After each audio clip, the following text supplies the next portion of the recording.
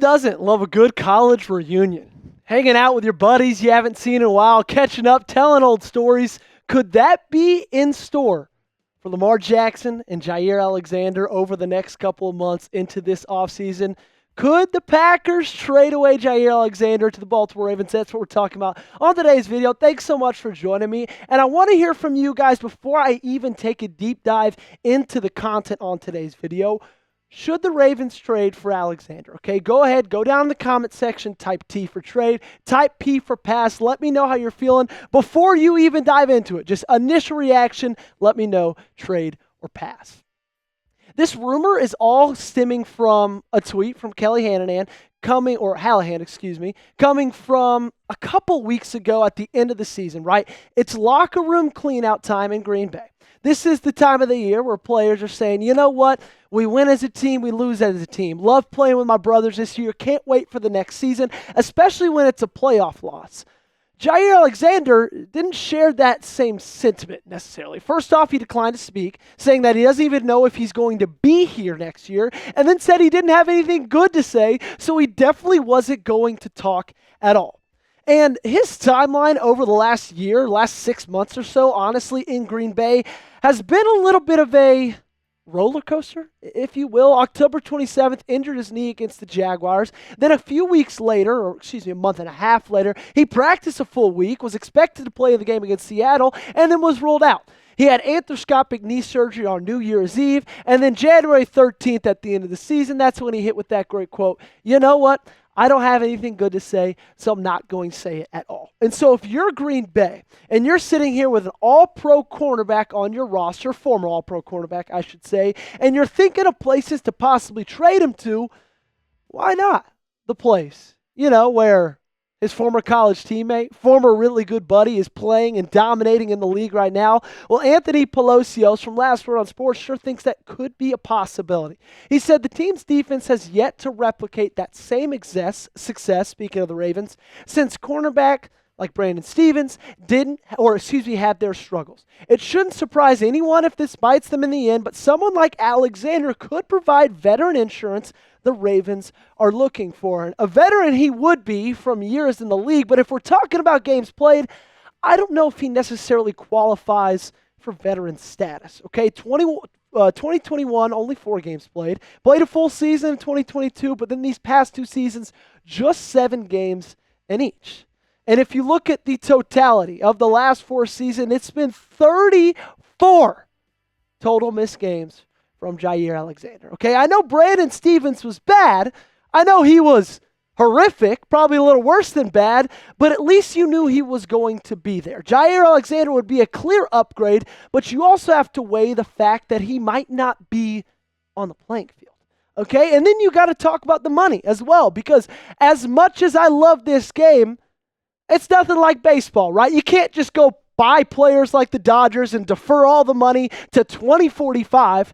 There's a salary cap, and you got to balance that. And so far, in 2025, right, he's got a base salary of $16.15 million, and he's a $25.48 million cap hit, okay? So with all that being said, I asked you in the beginning if it should happen. Now I'm going to ask you, what's your confidence level in the Ravens trading for Jaire Alexander? Scale it for me 1 to 100 in the comment section down below. 100 meaning you're like, yeah, it's going to happen. 100%. 1, you're saying not a snowball's chance in hell. Let me know down below. Coming up, I got a little bit more to talk about, specifically on what Jaire Alexander had to say about Lamar Jackson, playing with him, playing against him. But before we get into any of that, if you want to possibly see Jaire Alexander in a Baltimore Ravens uniform in the next, 7 months, you should use our friends over at Game Time. And heck, they've got great deals going on right now. So head on over to GameTime.co. And today's show is sponsored by Game Time. It is playoff time. It is Super Bowl time. And I can promise you there's nothing that can quite compare to the rush and the excitement you feel watching your team win a playoff game, either at home or on the road. And if you want to have that memory for the rest of your life, this is where Game Time can help out. Game Time has an awesome feature. It's called Game Time Picks, and that makes getting tickets to see your favorite teams play live even easier.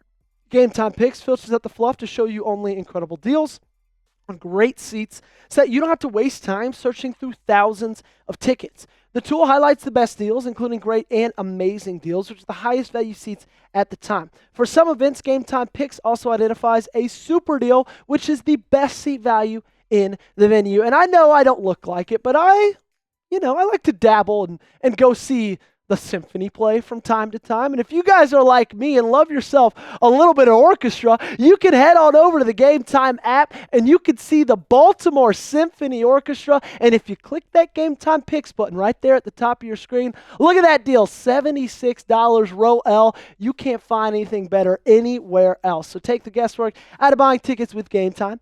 Download the Game Time app, create an account, and use code ChatSports for $20 off your first purchase. Terms apply. Again, create an account and redeem code CHATSPORTS for $20 off. The link to this promo is in the comments and description of today's video. Download Game Time today. What time is it? It's game time.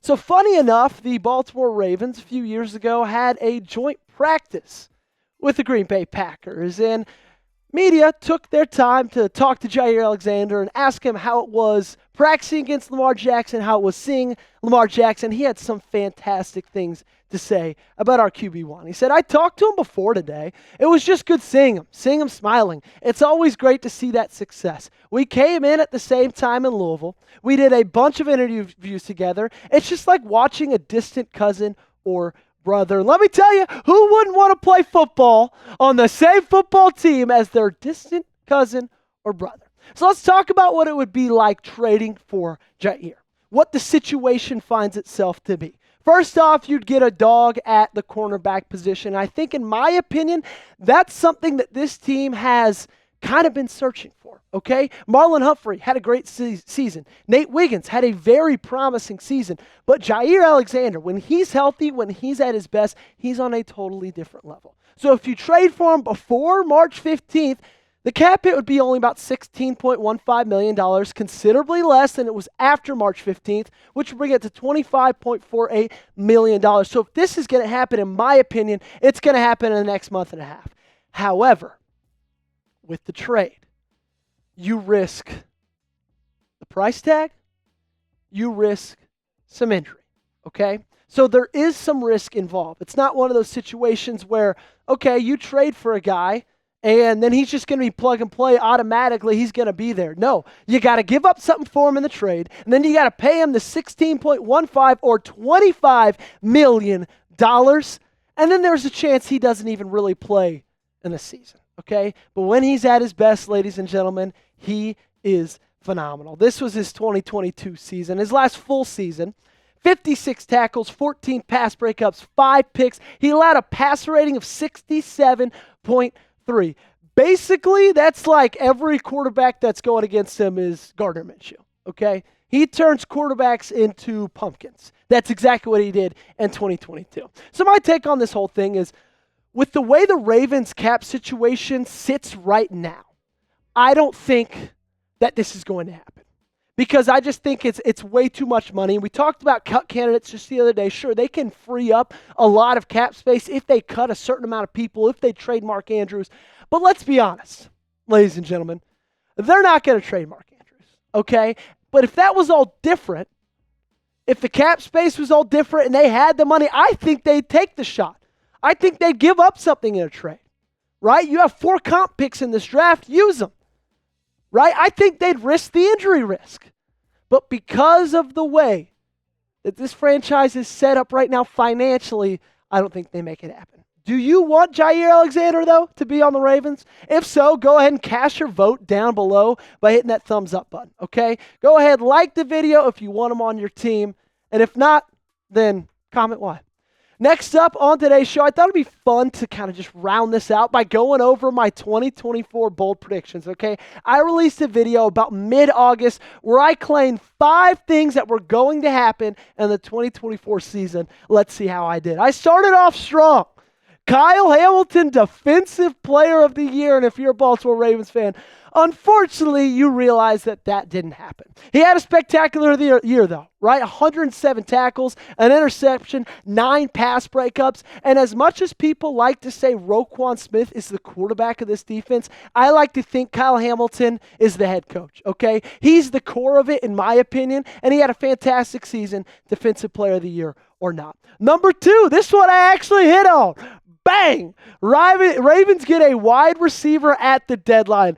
Unfortunately, 2020 hindsight, I kind of wish I hadn't hit on that one because you traded for Deontay Johnson. Now, the good thing is you didn't give up much for him at all, but still, you made the move. It bit you in the ass. I think he had like 6 yards receiving on the entirety of the year. So I hit that one, but we could probably mark that one as red. Number 3, boom! Again, Derrick Henry breaks his touchdown record. Now, the good thing is I checked back in the video. Okay, this is the same exact graphic that I used back in August. I said touchdown record. I didn't say rushing touchdown record. And when you take total touchdowns into account, he just barely squeaked it out over 2020. That year he had 17 rushing touchdowns, 0 receiving touchdowns. This year, 16 on the ground, 2 through the air. But all in all, we all know it was a fantastic season for the King. We saw the success coming from a mile away, and that one hit. Unfortunately, this next one, not as successful. This one was probably my biggest miss of all of them. And not that Nate Wiggins wasn't great, but I thought he's going to be the Defensive Rookie of the Year. And when you look at the 5 finalists, he's not even in that list, right? You got guys like Jared Verse, Cooper DeJean, Braden Fisk, Quinion Mitchell, Chop Robinson.